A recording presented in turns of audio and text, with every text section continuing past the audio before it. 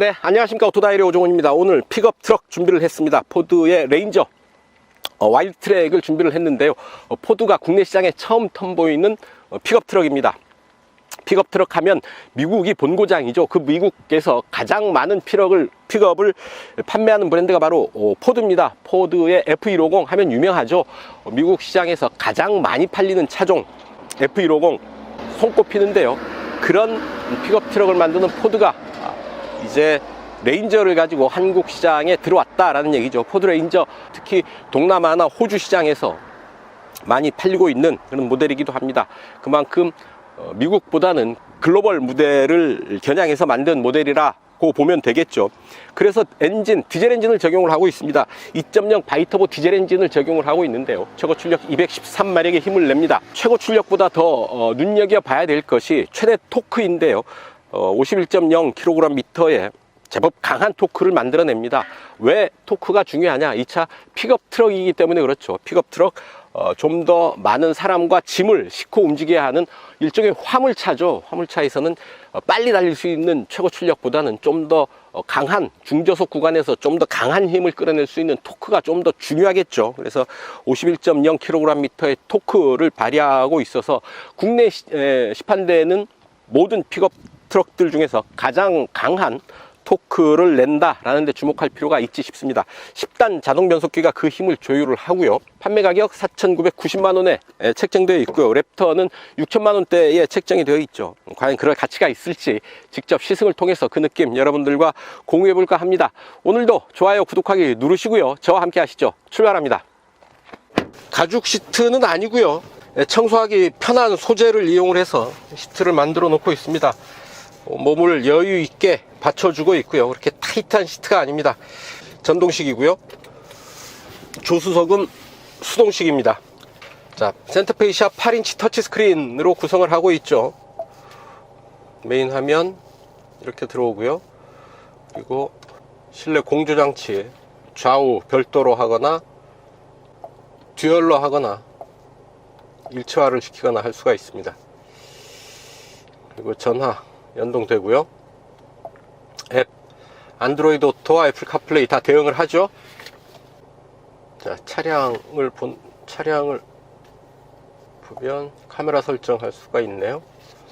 고급 주차 보조 기능, 후방 카메라 지연 설정을 할 수가 있고, 발렛 모드도 선택을 할 수가 있습니다. 발렛 모드를 선택을 하면 네 자리 핀, 그러니까 암호를 설정할 수 있게 한다라는 얘기죠. 무드 조명, 이런 컬러들 중에서 하나를 선택을 할 수가 있겠다 는 얘기죠. 좀 단촐하지만 그래도 픽업 트럭에 이게 어딥니까. 자, 음성 제어 FM 97.3 FM 97.3 맞추기. 안녕하세요. 네, 안녕하세요. 광주입니다. 오종훈에게 전화 걸기. 오종훈의 휴대폰 또는 집에 전화를 거시겠습니까? 예. 잘 이해하지 못했습니다. 어떤 번호로 전화를 거시겠습니까? 다음을 말하십시오. 휴대폰 또는 집. 휴대폰. 오종훈의 휴대폰에 전화 걸기. 전화 걸기를 음성으로 할 수가 있고요. 실내 온도 19도. 잘 이해하지 못했습니다. 다시 시도하십시오. 온도 19도. 15는 조절 가능한 온도가 아닙니다. 섭씨 15.5도에서 29.5도 사이의 온도를 말하십시오. 19도. 15는 조절 가능한 온도가 아닙니다. 섭씨 15.5도에서 29.5도 사이의 온도를 말하십시오. 18도. 온도를 18도로 설정. 요걸 왜 알아먹어. 19도는 잘 못 알아먹네요. 어쨌든 이렇게 음성 명령으로 온도 조절도 할 수 있겠다라는 얘기죠. 뭐 이 정도면 알차게 사용할 수 있지 않을까 싶습니다.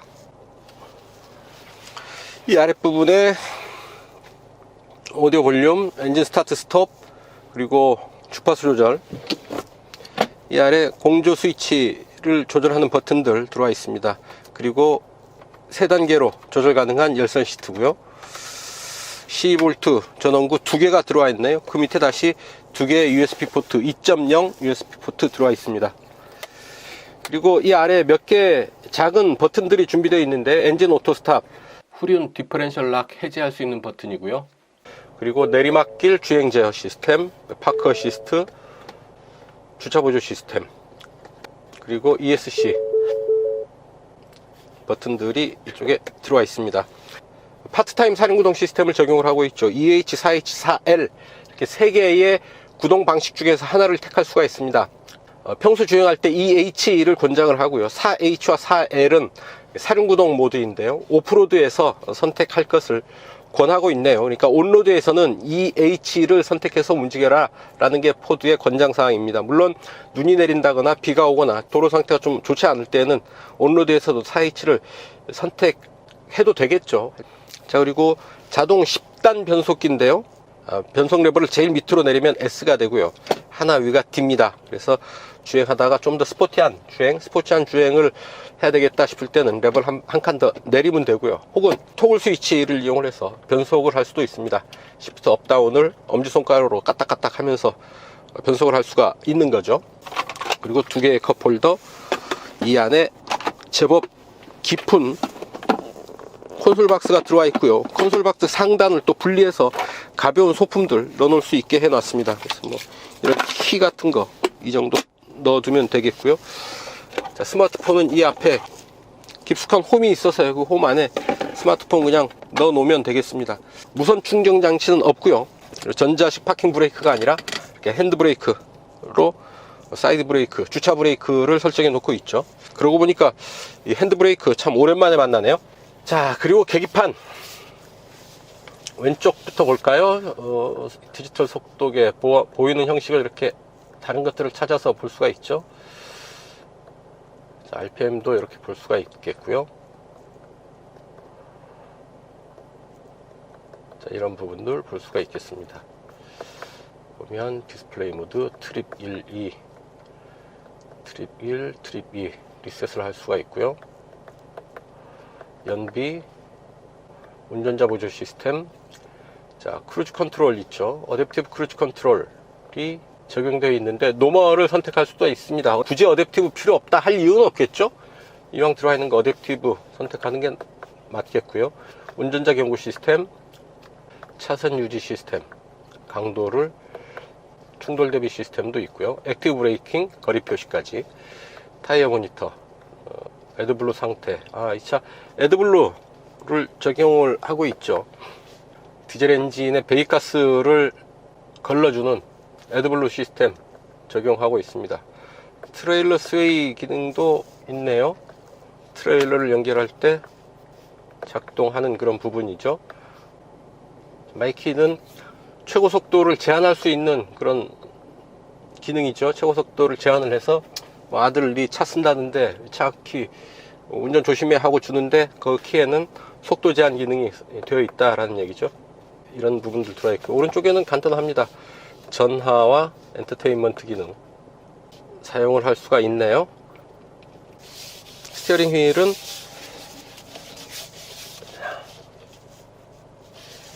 하나, 둘, 셋, 유격까지 감안하면 약 3.2회전 정도, 유격 무시하면 3회전 정도 합니다. 차 크기에 비해서 적당한 스티어링 휠 락트락 주행비 아닌가 싶습니다. 자, 운전석 이 정도 살펴보시고요. 뒷좌석 잠깐 보겠습니다. 뒤로 가시죠. 네, 뒷좌석입니다. 제가 앉았던 그대로 앞시트를 두고 뒤로 앉았습니다. 자, 무릎 앞으로 주먹 두 개가 꽉 차게 들어갑니다. 약간 비스듬히 기대 앉으면 이런 정도 자세가 되는데, 그래도 앞시트와 공간이 좀 남아있죠. 시트를 뒤에 짐칸이 있어서 이 뒷시트를 뒤로 어떻게 조절할 수는 없겠습니다. 차창은 이렇게 버튼을 누르고 있는 동안만 작동을 합니다. 이 정도 남기고 열리고요. 원 버튼으로 작동을 하지 않는다 라는 얘기죠. 머리 위로 주먹 하나 반 정도 머리 위 공간 남아 있습니다. 공간이 준 압박감 그렇게 크지 않고요. 이 정도 공간이라고 하면 필요한 최소한의 공간 확보하지 않았나 싶습니다. 앞좌석 센터 콘솔 뒤로 230V 전원 들어와 있네요. 그리고 12V 전원구도 그 옆에 같이 자리를 하고 있습니다. 자, 암레스트 내리면 이렇게 두 개의 컵홀더 준비되어 있고, 자, 뒷좌석 시트는 접을 수가 있겠습니다. 자, 밑에 부분 이렇게 잡아서 당겨서 위로 밀면 시트를 이렇게 접을 수가 있고요. 이 밑에 뒤에 연결고리, 트레일러 연결고리 준비되어 있고요. 볼 헤드도 들어와 있습니다. 그리고 삼각대, 재키, 뭐 이런 필요한 공구들 이 시트 아래 준비되어 있습니다. 네, 뒷좌석 이 정도로 살펴보시죠. 이제 자이로로 가서 본격적인 시승 시작하겠습니다. 좋아요, 구독하기 누르시고요. 함께 하시죠. 네, 자이로입니다. 날씨 화창하고요. 외기 온도 21도. 딱 좋은 날씨 아닌가 싶습니다. 오늘 레인저 타고 달려봅니다. 두 개 트림이 있죠. 와일드 트랙과 랩터. 랩터는 오프로드 전용 모델이라고 보면 될 테고요. 이 와일드 트랙은 온로드와 오프로드 두루 잘 달릴 수 있게 만들어진 픽업이죠. 포드가 한국 시장에서 처음 선보이는 픽업 트럭이라는 데도 의미가 있을 테고요. 포드 레인저 전 세계 130개국에서 사랑받는 모델이죠. 특히 호주와 동남아시아에서 인기가 높은 모델이기도 합니다. 포드가 만들지만 2차 생산지는 남아공입니다. 남아프리카 공화국에서 만들어서 들여온 모델이고요. 그래서 아메리칸 스타일이라기보다는 조금 글로벌한 픽업이라고 보면 어떨까 싶습니다.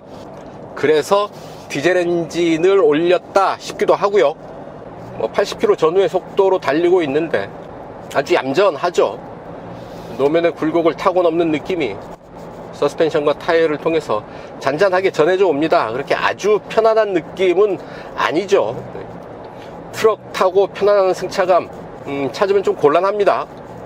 편안한 승차감을 찾려면 세단이나 적어도 SUV 정도에서 택하셔야 될 테고요. 픽업 트럭을 탄다는 것 어느 정도의 승차감은 포기해야 된다 라는 점 말씀을 드립니다. 자, 그래도 픽업 트럭이지만 어댑티브 크루즈 컨트롤을 비롯한 여러가지 주행 보조 장치들이 들어와 있죠. 차선 이탈 방지 장치도 있고요. 자동 10단 변속기를 장착을 하고 있죠. 토글 스위치를 통해서 수동 변속을 할 수가 있습니다. 자, 일단 시속 100에 세팅을 하고요. 자, 10단에서 RPM 약 1500 맞추고 있죠. 10단이고요 9 8 7 6 5 4 4단으로는 떨어지지 않네요. 그러니까 5단 3600까지 커버를 하고 있습니다. 10단 자동 변속기 같은 높이를 6, 7단 변속기가 6개, 7개의 계단으로 올라간다고 한다면 10단 변속기는 그 같은 높이를 10계단으로 쪼개서 올라간다 라고 이해를 하시면 되겠죠. 그만큼 계단의 높이가 낮아진다라는 것, 그만큼 부드러운 변속이 가능하다라는 얘기가 될 테고요. 90km의 속도를 맞춰 봅니다.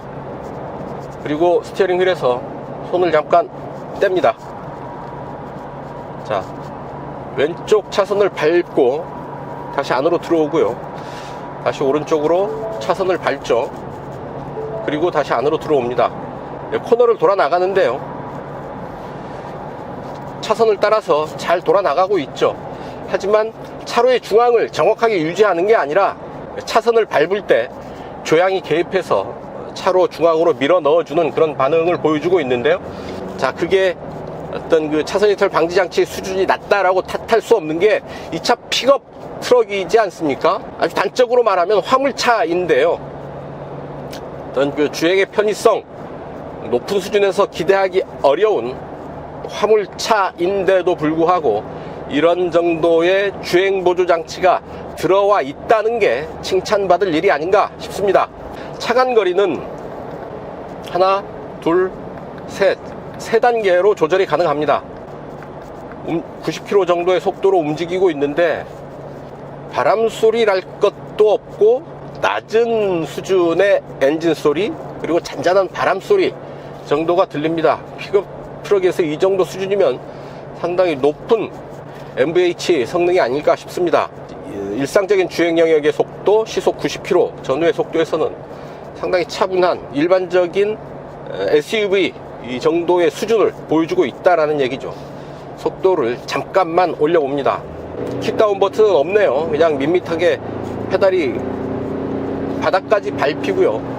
이 차 공차 중량이 2310kg죠. 차체의 무게감이 어느 정도 느껴집니다. 가속을 하는데 가볍게 속도를 올리는 게 아니라 무게감 있는 2.3톤에 달하는 차체의 무게감이 어느 정도 느껴지는 그런 가속감인데요. 하지만 저 빠른 속도까지 충분히 속도를 높여주고 있습니다. 자, 온로드에서도 이렇게 충분히 잘 대응하는 그런 픽업 트럭의 면모 느낄 수 있고, 아무래도 속도가 빨라지니까 바람소리, 특히 차체 뒷부분에서 흩어지는 바람소리들이 어느 정도 들어옵니다. 그리고 이런 디젤 엔진 특유의 낮은 톤의 디젤 엔진 사운드도 어느 정도 들리고요. 2.0 바이터보 디젤 엔진을 적용을 하고 있습니다. 10단 변속기가 조율을 해서 최고 출력 213마력의 힘을 내는데요. 그런 최고 출력보다 눈여겨봐야 할 것이 최대 토크입니다. 최대 토크 51.0kgm의 힘을 내는데, 역시 디젤 엔진을 적용한 만큼 이런 강한 토크를 발휘할 수가 있어서 실주행 영역에서 좀 더 굵은 토크의 힘을 느낄 수 있을 뿐만 아니라 화물을 적재했을 때 좀 더 무거운 짐을 싣고 움직일 때 이런 강력한 토크가 좀 더 수월하게 움직일 수 있게 해주는 밑바탕이 되는 거죠. 이 차 견인 하중은 3.5톤까지고요. 적재량은 600kg입니다. 그러니까 최대 적재량 600kg, 화물칸에 싣고 혹은 최대 3.5톤 무게의 트레일러를 끌고 움직일 수가 있겠다라는 얘기입니다. 트레일러를 연결하면 속도를 많이 빨리 낼 수는 없게 되겠죠. 시속 100km를 넘지 말라라고 안내가 되어 있지만 그보다 더 낮은 속도로 움직여야 되지 않을까 하는 생각을 해봅니다. 자, 도로가 좋아서 그런가요? 이 온로드에서 아주 편안하게 움직이네요. 도로의 굴곡을 따라서 기분 좋게 출렁이는 그런 느낌도 받을 수 있고요. 바람 소리, 엔진 소리, 타이어에서 올라오는 이런 잡소리, 이런 부분들 크게 신경 쓰이지 않습니다. 픽업 트럭을 탄다고 해서 상당히 거칠지 않을까 하는 선입견을 가졌는데요, 의외로 상당히 부드러운 픽업의 면모를 만나게 됩니다. 자, 잠시 후에 시속 100km에서 제동 한번 해보겠습니다. 자, 갑니다. 뒤에 차가 없는 거 확인했고요. 하나, 둘, 셋.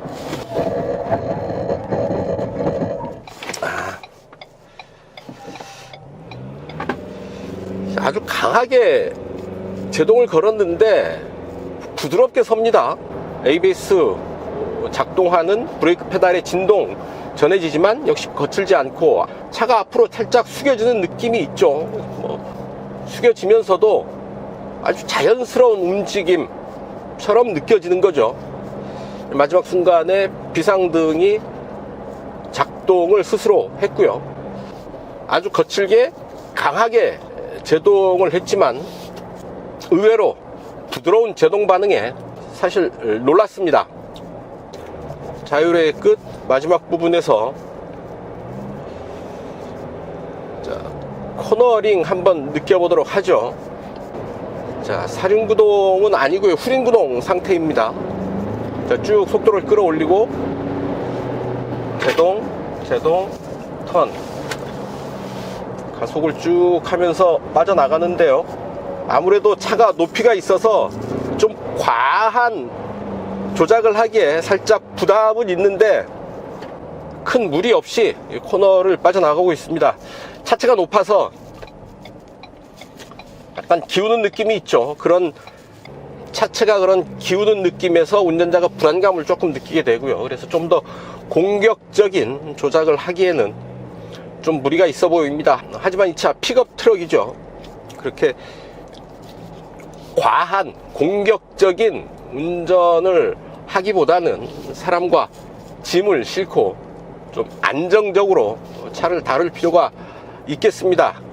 이런 정도의 코너링 성능이라고 한다면 충분히 안정감 있게 움직일 수가 있지 않을까 하는 생각을 해보고요.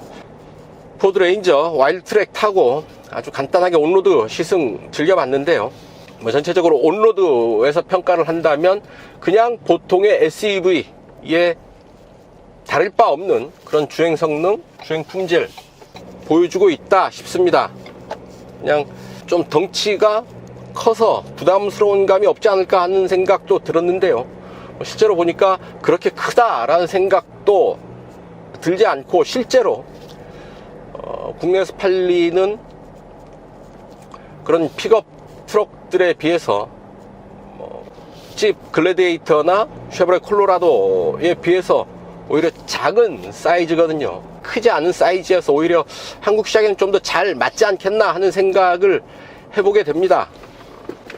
그래서 이런 국내 몇 개의 픽업 모델들이 있죠. 수입 모델도 있고 국산차 중에 쌍용 자동차의 렉스턴 스포츠칸도 있죠. 경쟁 차들과 비교를 해본다면 디젤 엔진의 장점이 분명하게 드러납니다.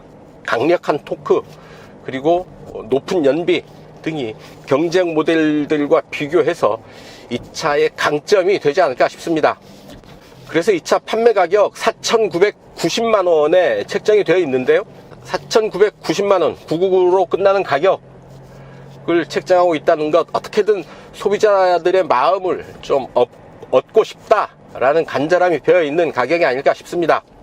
하드코어로 튜닝된 랩터는 6,390만원이라고 하니까요, 픽업에 꽂히신 분들 찬찬히 비교해 보면서 선택을 하시는 게 좋지 않을까 싶습니다. 아무래도 픽업 트럭 도심에서 타기에는 부담스러운 차인 게 사실입니다. 도시에서의 삶보다는 지방에서의 전원 생활을 누리시는 분들이 눈여겨볼 만한 그런 모델이 아닐까 싶습니다.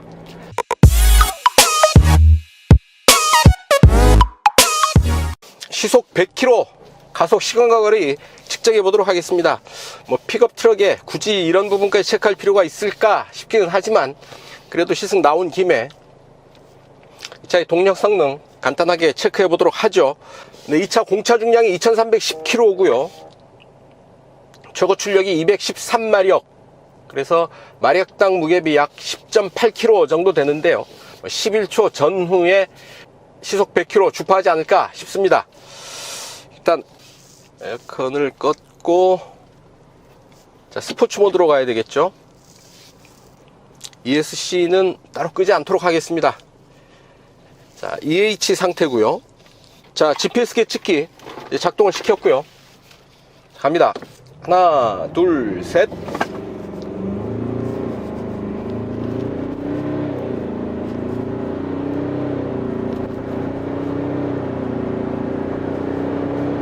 뭐 그렇게 급할 거 있냐, 편안하게 속도를 올리고 있습니다. 아무래도 차체 무게가 있으니까 빠르게 속도를 가속하기가 여의치 않을 테고요. 게다가 이 차 픽업 트럭이니까 이렇게 고성능에 집착할 필요가 없겠죠. 이 차의 성격에 딱 들어맞는 정도의 가속 반응 보이고 있는 게 아닌가 싶습니다.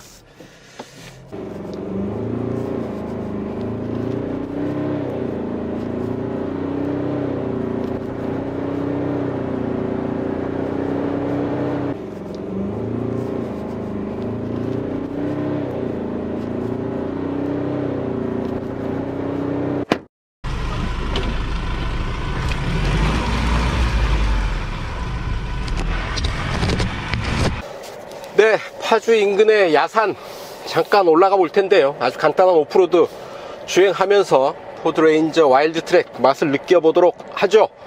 지금 이륜구동 상태인데요, 차가 움직임이 그렇게 자유롭지 않습니다. 헛바퀴도 살짝 돌고요.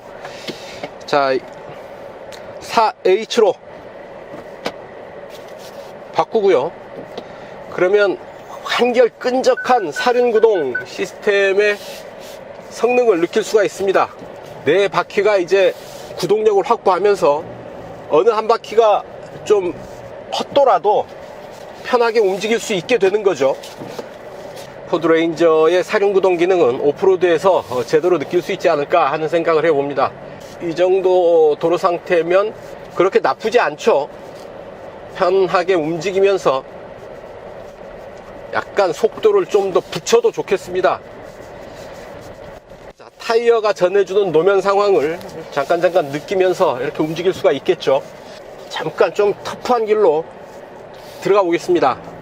자, 이렇게 거친 길에 올라서면 4L이 낫겠죠. 4L은 차를 완전히 정지시킨 뒤에 변속기를 중립에 놓고 4L로 세팅을 시키면 됩니다. 자, ESC가 꺼지죠. 낮은 속도로 대신에 강한 힘으로 움직일 수 있는 그런 상태가 됩니다. 트랙을 달리기 하다가 이제 뚜벅뚜벅 걸어가는 그런 느낌인 거죠. 잔가지들이 계속 차체에 부딪히니까 이런 센서들이 경고를 해주고 있는 거죠. 타이어가 슬슬 밀려날 법도 한데 자, 밑에 뻘이 진흙이 좀 심한데요. 오프로드 타이어가 아니어서요. 바닥에 진흙이 심해서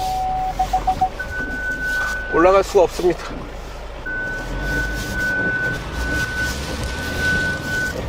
자, 이렇게 부드럽게 이제 산속으로 이어지는 길, 숲길로 한번 들어가 보죠. 겁먹지 않고 차분차분 움직이면 차가 구동력을 잘 살려내면서 이렇게 움직여 주거든요. 하지만 절대 무리하면 안 됩니다. 이런 오프로드에서 특히나 단독으로 움직일 때에는 절대 무리하지 마시고, 하다가 아, 이건 안 되겠다 싶으면 후퇴할 줄도 알아야 되겠죠. 항상 진행 방향의 도로 상태를 파악을 하고 있어야 됩니다. 필요하다면 운전자가 직접 차에서 내려서 도로를 확인하면서 움직여야 됩니다.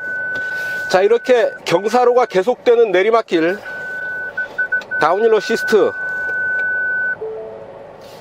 내리막길 주행 제어 이용을 하면 되죠. 가속 페달에서 완전히 발을 떼도 브레이크를 밟지 않아도 이렇게 스스로 속도를 제어하면서 움직입니다. 아, 지금 안전띠가 안 내려와서요. 잠깐 안전띠 해체하고, 해체한 채로 잠깐 움직이겠습니다. 이해해 주시고요. 자, 편안하게 이렇게 내리막길 주행보조 장치 이용해서 편안하게 내려가면 됩니다. 오프로드용 타이어가 아닌데도 사륜구동 시스템 4L 이용해서 잘 움직여 주네요. 하지만 좀 더 거친 길에서는 오프로드용 타이어냐 아니냐에 따라서 성능 차이가 제법 많이 납니다. 그래서 아주 거친 오프로드에 들어설 필요가 있다 싶을 때는 오프로드용 타이어를 장착하고 움직이는 게 훨씬 낫겠죠. 역시 이런 맛에 정통 사륜구동 차를 타는 거죠. 자, 회전 방향은 좀 넓게 필요하네요. 자, 어떻습니까? 이제 오프로드 제대로 들어갔다가 나왔는데요. 이 정도 움직일 수 있다고 한다면 뭐 어지간한 오프로드 거침없이 헤쳐나갈 수 있지 않을까 싶습니다. 거친 길 잠깐 들어갔다 나왔고요. 이제 산보하는 기분으로 가벼운 오프로드 잠깐 움직여 보도록 하죠. 이제 4H 모드로 움직이고요. 자, 4H와 4L 차이점 아시죠? H는 하이, L은 로우입니다. 그러니까 사륜구동으로 좀 빠른 속도로 이동을 할 때는 4H, 낮은 속도로 강한 힘으로 헤쳐나갈 때는 4L, 이렇게 이해를 하시면 될 테고요. 뭐 아까 워낙 험한 길 들어갔다 나와서요, 뭐 이런 정도 길은 그냥 말이 오프로드지 온로드와 크게 다름없는 그런 길이라고 볼 수가 있겠죠. 뭐 사륜구동 차 탄다고 한다면 가끔 이런 길 한 번씩 움직여 줘야죠. 또 차체가 워낙 높이가 있어서요, 시야는 좋은데 또 차가 흔들릴 때 흔들림은 좀 더 크게 느껴지는 게 아닌가 싶기도 합니다. 이제 상당히 경사가 심한 커브길이죠. 이런 길에서는 사륜구동의 네 바퀴가 각각의 회전 차이가 발생합니다. 앞에 왼쪽 오른쪽, 뒤에 왼쪽 오른쪽 네 바퀴가 각각 회전 반경이 달라지죠. 거기에서 오는 약간의 거친 반응도 생길 수 있는데요. 이른바 타이트 코너 브레이킹 현상인데요. 이 차 의외로 부드럽게 움직여 주네요. 네, 뭐 이 정도 오프로드 가볍게 잘 움직이고요. 레인저 와일드 트랙과 함께한 오프로드 주행 여기서 정리하겠습니다. Kiss for you.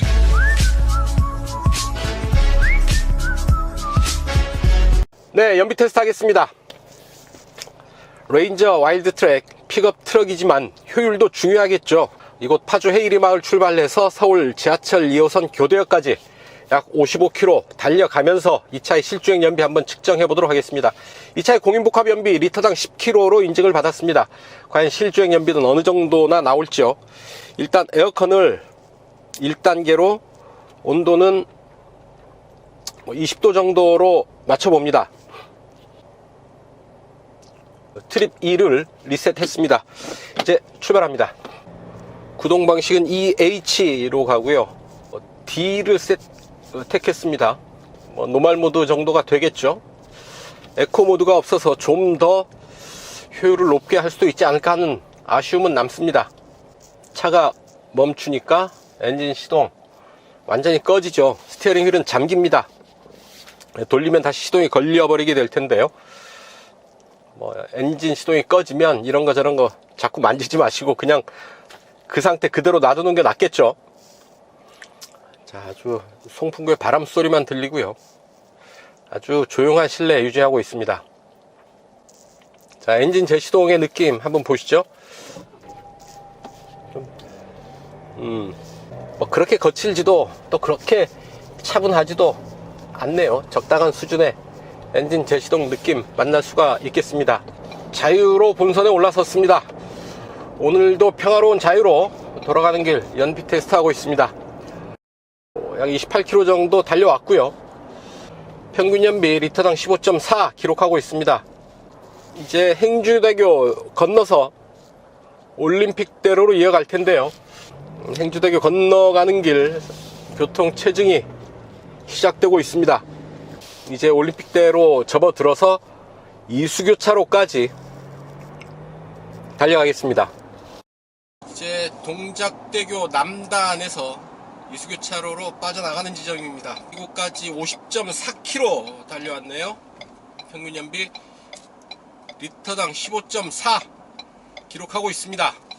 행주대교 북단에서와 크게 다를 바 없죠. 중간에 잠깐 길이 밀리기는 했지만 교통체증까지는 아니었고요. 여기까지 순조롭게 달려올 수 있었습니다. 근데 여기서부터 차량 행렬이 좀 긴데요. 시내주행 약 5km 더 가서 연비 체크 최종 결과 확인하도록 하겠습니다. 자, 교대역 내거리 신호가 끊기지 않아서 그냥 통과합니다. 1시간 17분 20초 정도 걸렸습니다. 평균 연비 14.3km/L 기록을 했다는 점 말씀을 드리고요. 오늘도 무사히 연비 테스트까지 마쳤다 라는 보고를 드립니다. 여러분도 안전운전 하십시오.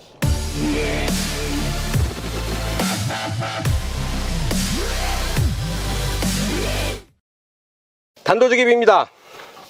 이 차 SUV가 아닙니다. 픽업 트럭 화물차입니다. 그래서 자동차 전용도로 혹은 고속도로에서 1차로에 들어가면 안 됩니다.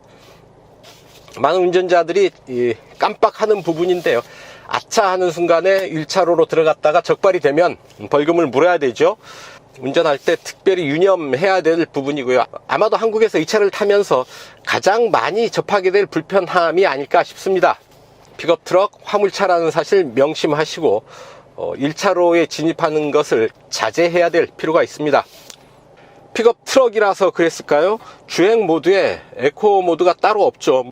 변속 레버를 통해서 스포츠 모드를 택할 수가 있습니다. 그럼 스포츠 모드가 있고 일반 D 모드를 컴포트 혹은 노멀 모드라고 한다면 부족한 게 에코 모드가 없다라는 얘기일 텐데요. 그래도 오프로드를 잘 달리는 픽업 트럭이라고는 하지만 늘 그렇게 오프로드 거칠게 몰고 다닐 수만 없는 거죠. 평소에 움직일 때는 좀 더 편안하게 잔잔하게 연비 운전을 할 필요도 있을 텐데요. 그럴 때 에코 모드가 있으면 좀 더 효율적으로 이 차를 다룰 수가 있을 텐데 에코 모드가 없어서 좀 아쉽습니다. 특히나 이 차 10단 자동 변속기가 있어서 에코 모드와 궁합이 잘 맞지 싶은데요. 10단 변속기와 에코 모드가 만나면 좀 더 우수한 연비 기대할 수 있지 않을까 싶은데 에코모드가 없어서 좀 아쉽다라고 말씀을 드리겠습니다. 네, 지금까지 포드 레인저 와일드트랙 시승을 했습니다. 온로드에서는 물론이고 오프로드에서도 거침없는 주행 성능 유감없이 느낄 수 있었는데요. 먼저 온로드에서 213마력의 힘을 바탕으로 무난한 움직임을 보여주고 있죠. 아주 탁월한 수준의 편안한 고성능은 아니지만 일반 도로에서 편안하게 무난하게 움직일 수 있을 정도의 성능을 갖추고 있고요. 오프로드에 들어서면 헐헐 날아다닌다 싶을 정도로 거침없는 질주 주행 보여줬습니다. 아주 4L 모드에서 노면에 딱 달라붙는 끈적끈적한 네 바퀴의 구동력 확인할 수가 있었고요. 아주 고난도의 숲길, 거친 길도 거침없이 헤쳐나가는 부분 직접 확인할 수가 있었습니다. 와일드 트랙과 랩터 두 개 트림이 있죠. 좀 더 순한 맛의 와일드 트랙이 이 정도라고 한다면 레인저 랩터는 도대체 어느 정도의 오프로드 성능을 가졌을지 사실 좀 더 궁금하기도 하는데요. 와일드 트랙 4,990만원, 랩터 6,390만원. 그렇게 부담 있는 가격은 아니죠. 지금까지 우리가 즐겨왔던 라이프 스타일과는 또 다른 좀 더 거친 모습으로 대자연의 품 안에 한 발짝 더 가까이 다가설 수 있는, 그래서 우리가 활동 반경을 좀 더 넓혀줄 수 있는 차 포드 레인저. 도심을 떠나서 전원 생활을 즐기시는 분들, 아웃도어 활동이 많으신 분들이라고 한다면 한 번쯤 눈여겨볼 만한 차가 아닌가 하는 생각을 해봅니다. 네, 오늘 시승은 여기까지입니다. 지금까지 저는 오토다이어리 오정훈이었고요. 여러분들 좋아요, 구독하기 눌러주시면 저는 또 다음 차로 여러분들 찾아뵙겠습니다. 시청해 주셔서 감사합니다.